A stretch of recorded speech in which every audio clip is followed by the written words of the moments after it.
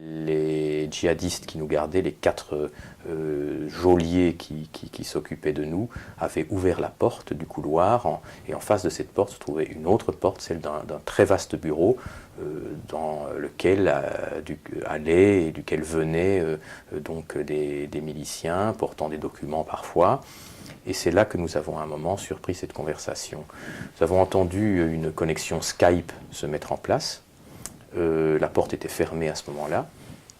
Nous avons reconnu parmi les personnes qui dialoguaient, les 3 personnes qui dialoguaient, le général de l'armée libre qui nous avait reçus. Et enfin, ils en sont venus à parler de la banlieue de Damas, d'Al-Ghouta.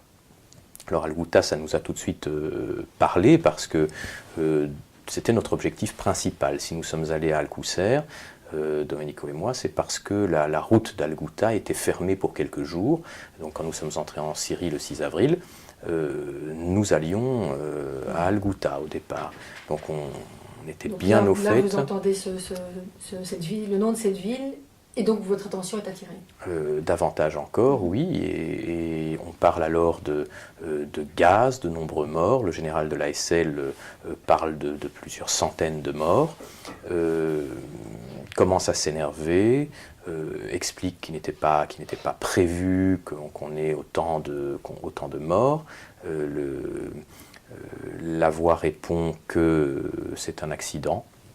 La voix de qui? La voix donc du Skype, le personnage en anglais, qu'il y a eu, comment dire, que le produit utilisé, ils ont parlé du gaz, ils n'ont pas prononcé le mot de sarin, donc je ne sais pas si c'était du sarin, ça je ne peux absolument pas l'affirmer, que l'opération leur a échappé et que le produit s'est répandu et qu'ils ont perdu le contrôle de l'opération.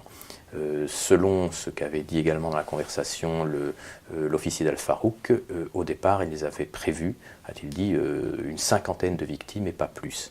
Alors c'est je crois, ce massacre, puisqu'il s'agissait de plusieurs centaines de morts, qui a véritablement mis en colère l'officier de l'ASL, de l'armée libre.